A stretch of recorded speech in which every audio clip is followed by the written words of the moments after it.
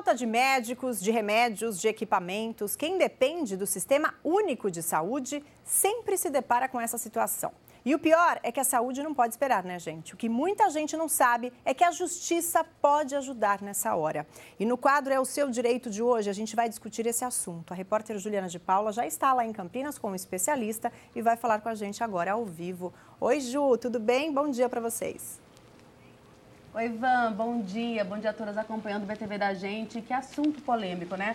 Falar sobre os nossos direitos à saúde pública é tão importante. Todos os dias, praticamente, a gente faz alguma reportagem ou recebe alguma denúncia, alguma reclamação sobre esse assunto. Por isso que a gente convidou hoje o doutor Júlio Ballerini, ele que já esteve aqui conosco. Ele é juiz de direito e mestre, entre outras coisas, mestre em direito da saúde.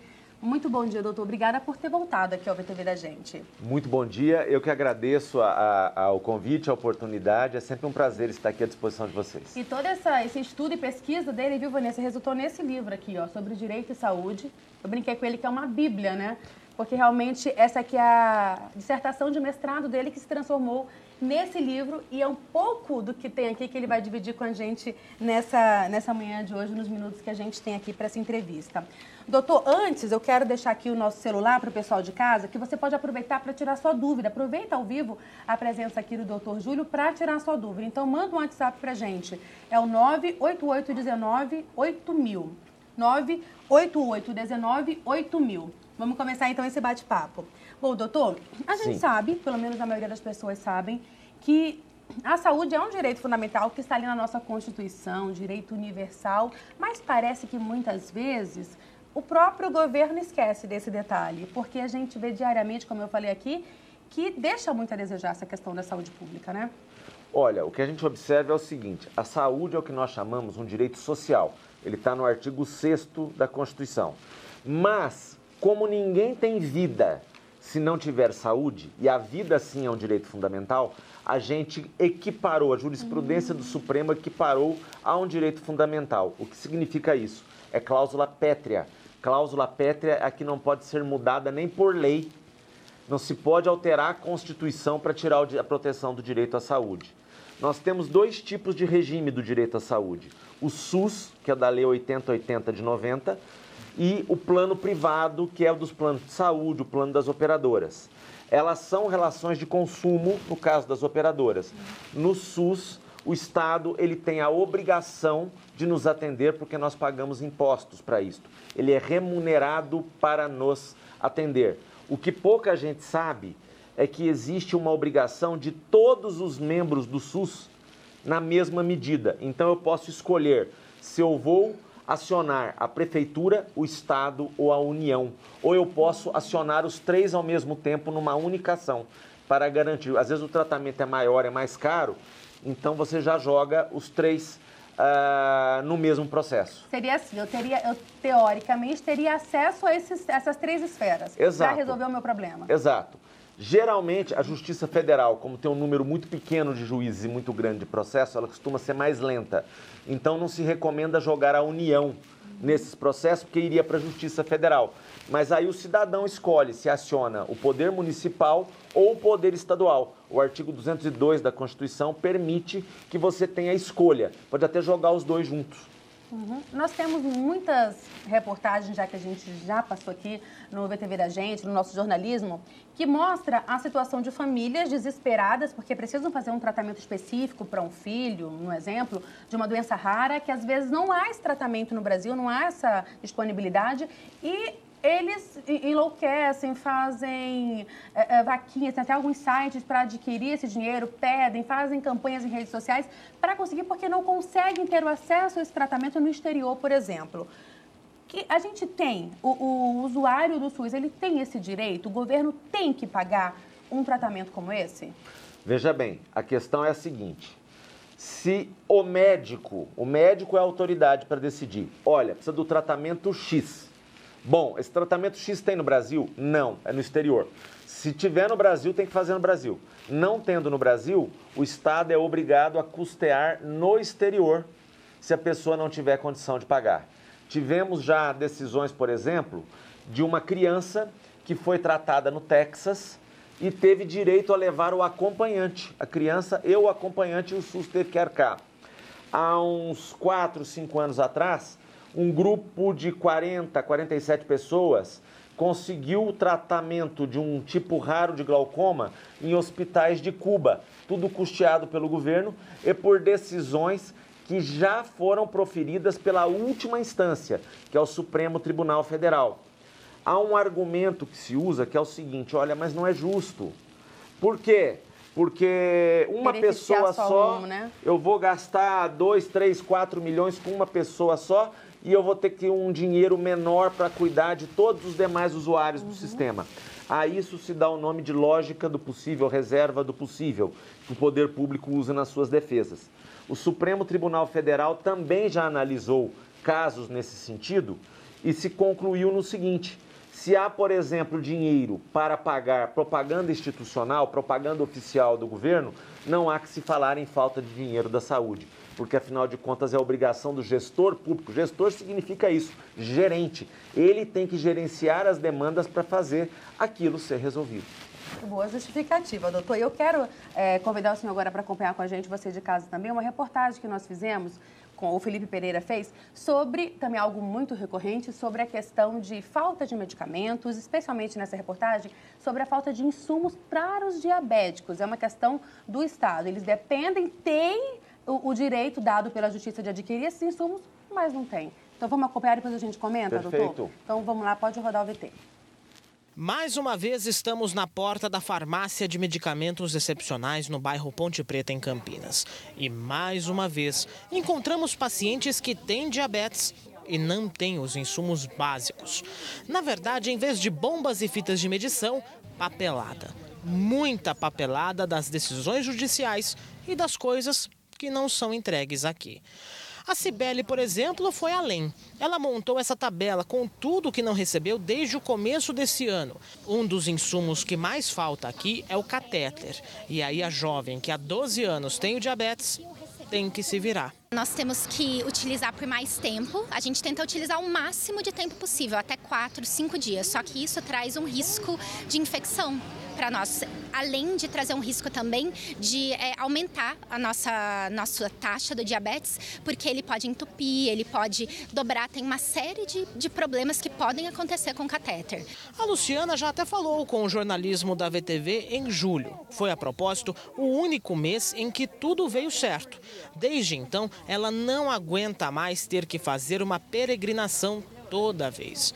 A situação chegou a um ponto que ela fez vigília no Departamento Regional de Saúde. Até a hora que eu falei, eu não vou sair daqui, eu quero conversar com a diretora não nos atende, a primeira subsecretária também não atende, aí até que eles falaram que não tinha ninguém. Aí eu falei que eu ia comunicar à imprensa, porque não pode estar abandonada a DRS. Aí veio uma pessoa conversar comigo e falou que ia me arrumar esses insumos. Agora, todo mês a gente tem que fazer isso?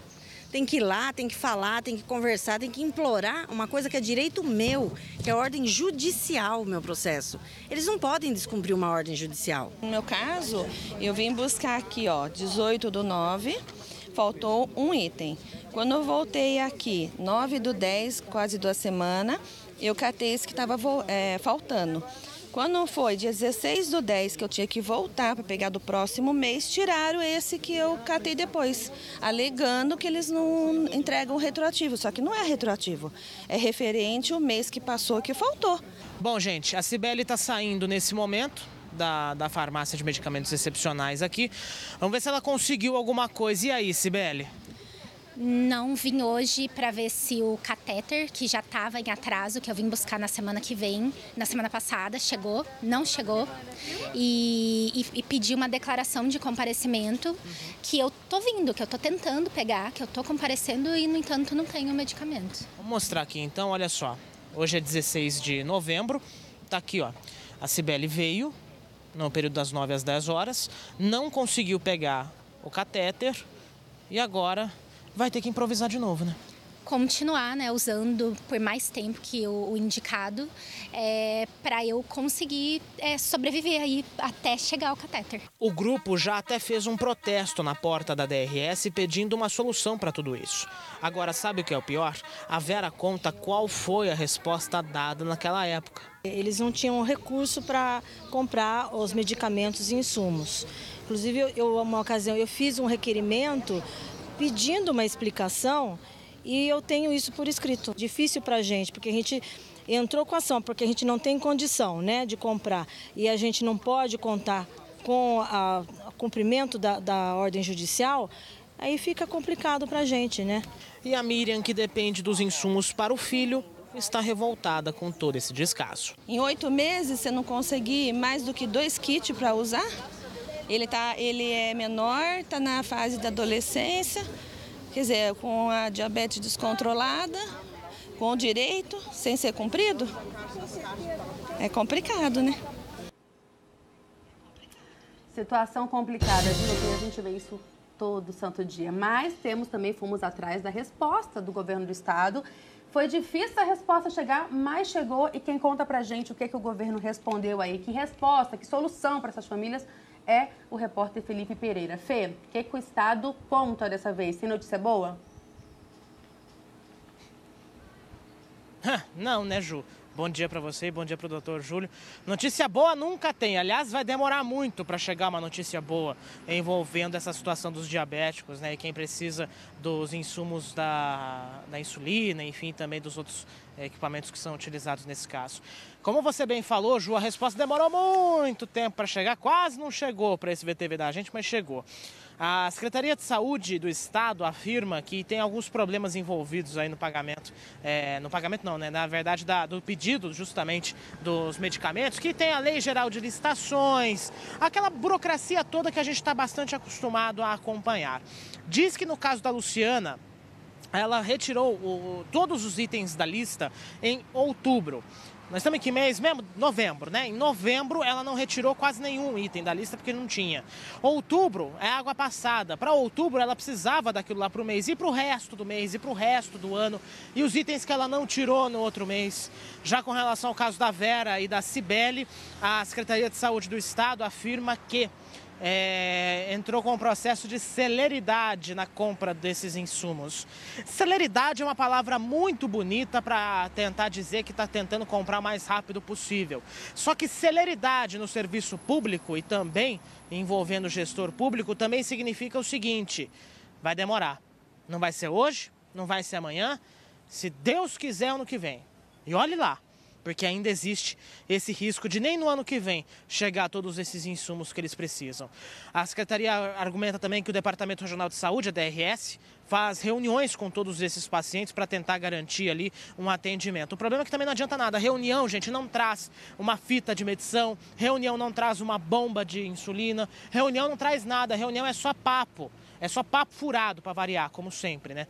A gente entrou em contato hoje, inclusive, com o pessoal, com a Luciana, com a Cibele, para perguntar, porque eles foram lá hoje de novo na farmácia de medicamentos excepcionais, que fica na Ponte Preta, para tentar descobrir se já chegou alguma coisa. Sabe o que aconteceu? Sabe o que chegou? Nada, absolutamente nada.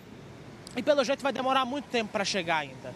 A Secretaria de Saúde diz que está tentando fazer a compra o mais rápido possível, só que esbarra na lei da licitação, né, que tem que fazer a licitação. Tudo isso é um processo burocrático muito longo, mas também não diz nenhuma possibilidade de tentar agilizar em alguma forma essa burocracia. Enquanto isso, o pessoal que depende do medicamento da diabetes, vai ficando para o canto.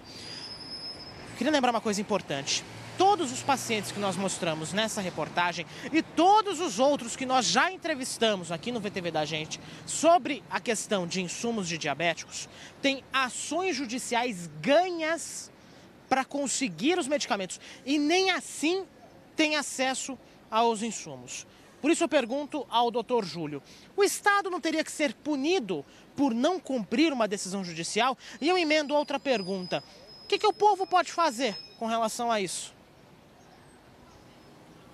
Doutor, então essa pergunta realmente é bem pertinente, né? Sim. Existe já ali a liminar, mas o Estado não cumpre isso? Não há uma multa? Veja bem, aí nós caímos na situação das medidas de urgência para conseguir, na lei isso se chama resultado prático equivalente. Então eu já tenho ganho o fornecimento não sai, eu tenho que ter uma medida equivalente, já que o governo não está me dando o medicamento, eu posso buscar meios alternativos para alcançar um resultado prático equivalente. Então, por exemplo, com base no artigo 139, inciso 4º do Código de Processo Civil, o advogado pode pedir, por exemplo, uma medida mandamental. O que significa medida mandamental? Que o juiz converta o descumprimento da ordem judicial em crime. Aí a pessoa faz um BO, crime de desobediência, leva testemunhas para documentar o fato. É muito importante que os fatos estejam documentados. Por exemplo, quem entrou com mandado de segurança não pode levar um BO, porque o mandado de segurança só admite documentos. Mas se alguém entrou com ação ordinária, são duas situações diferentes. Na ação ordinária é perfeitamente possível que você traga um boletim de ocorrência com testemunhas.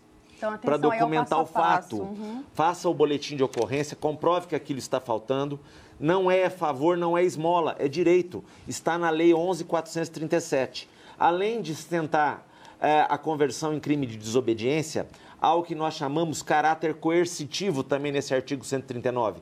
Que seria isso? Seria a determinação de imposição de multas, nós chamamos astraentes, multas diárias aplicadas ao poder público. Olha, me apresente isto em 24 horas ou em 2 dias, o prazo que o juiz fixar, sob pena de uma multa de R$1.000, R$2.000, R$3.000. Os funcionários do setor que deixaram chegar nesse nível, se o Estado for acionado para se pagar uma indenização, porque cabe dano moral, dá até uma ação indenizatória. As pessoas podem pedir danos morais ao Estado. Esses danos morais são em valor alto. E se o Estado é condenado a pagar, o funcionário, o gestor que deu causa àquela indenização, ele paga o direito de regresso. Isso está na Constituição. Se o Estado gastou R$200 mil de dano moral, sai do bolso do funcionário ressarcir os cofres em R$200 mil. Isso está na Constituição. Isso é direito assegurado. Então, é importante a gente saber esses detalhes que vão mudar, com certeza, a vida de muita gente. Doutor, eu quero só relembrar aqui o nosso WhatsApp para você participar ao vivo e tirar a sua dúvida, que é o... deixa eu ver aqui, achei. 98819-8000. 98819-8000. Aproveita, tira a sua dúvida, que é importante, tá bom? Vamos continuar aqui, então, com o nosso bate-papo. Eu recebi, inclusive, já um WhatsApp aqui, lá de Sumaré, da Luísa Souza. Ela diz o seguinte... Uma dúvida que eu creio que seja de muitas pessoas também. Em relação a procedimentos estéticos, doutor, em que situação que as pessoas que são usuárias do SUS têm acesso a isso, têm direito a esse tipo de cirurgia? Veja bem, não há cirurgia embelezadora paga pelo SUS. A legislação não garante isso. Tá. Mas a legislação garante a cirurgia reparadora, para reparar situações... até uma palavra engraçada, né? O afeiamento. Juridicamente ela existe. O afeiamento é a base de um dano estético, por exemplo. Então, há alguns casos previstos por portarias, regulamentos e leis que disciplinam o SUS, que autorizam, por exemplo, numa cirurgia bariátrica, aquela para redução de peso, onde a pessoa fica toda magrinha depois, mas fica com aquele excesso de pele. Como esse excesso de pele vai dar um problema na postura ortopédico, o SUS tem que pagar a cirurgia para retirar o excesso. A otoplastia, popularmente chamada orelha de abano, no interior a gente fala orelha de abano, o SUS tem que arcar com o pagamento disso. Casos de câncer de mama, saiu agora, recente, legislação autorizando que se pague a reparação, o silicone do câncer de mama, a gigantomastia, que é quando há o seio muito grande, também o SUS tem que pagar essa reparação. Isso são direitos adquiridos, já garantidos em legislação. Certo. Em relação a erros médicos, a gente também vê direto aqui, recebe denúncia. Sempre essa pessoa que entra, que busca o seu direito, ela recebe essa indenização ou existem casos específicos para isso? Veja bem. Aí nós temos 2 regimes jurídicos. Nos 2 casos, a pessoa é beneficiada. Quando é o poder público que causa o dano, há o que nós chamamos de responsabilidade objetiva. Não importa a intenção ou a culpa do médico ou do hospital. O Estado sempre paga. Quando é plano de saúde, nós também aplicamos essa responsabilidade objetiva, mas aí pelo Código do Consumidor. Então, nos dois casos, o paciente já sai com a vantagem de não ter que provar dolo ou culpa. Então, por exemplo, você faz uma cirurgia, alguém deixa uma gaze. A gaze infecciona, às vezes parto, muito comum caso de parturiente, deixam a gaze. Aquela gaze vai provocando o quê? Uma infecção. A pessoa fica com mau cheiro, exala pus e tal. Isso gera dano moral. Eu já vi indenizações de 20, 30 mil reais aqui no âmbito do Tribunal de Justiça de São Paulo, por causa desse mal-estar, porque a pessoa teve que ser submetida novamente à cirurgia, porque ficou com esse mau cheiro, porque ficou com mal-estar, com dor, né? Teve que fazer uma nova cirurgia, um novo corte que dá um dano estético. Então, além de se pagar o dano moral, se paga o dano estético, são duas indenizações diferentes, entendeu? E a pessoa tem essa vantagem de não ter que provar a intenção ou a culpa. O Estado, ou o plano de saúde, ou o médico é que tem que provar no sentido contrário, que ele não teve culpa, que a culpa foi exclusiva do paciente. Se não prova, dá a indenização. Essa mudança, ela é recente? Antes era muito mais difícil comprovar isso? E agora, ou sempre foi dessa forma? Sempre foi dessa forma, mas hoje tem um diferencial, que é o novo Código de Processo Civil, que ele fala do chamado ônus dinâmico. O que é isso? Deixa eu explicar rapidamente. É o seguinte: sempre que for muito difícil para uma pessoa fazer uma prova, o juiz inverterá para que o outro prove. É o caso do erro médico. Era muito difícil se provar um erro médico, porque um médico teria que denunciar outro, haveria um problema ético, né? Tem toda uma problemática atrás disso aí. Então, hoje, você pode, por exemplo, inverter para o médico para que ele prove que não atuou culposamente, que ele seguiu todo o roteiro correto e que a culpa foi do paciente. Tá?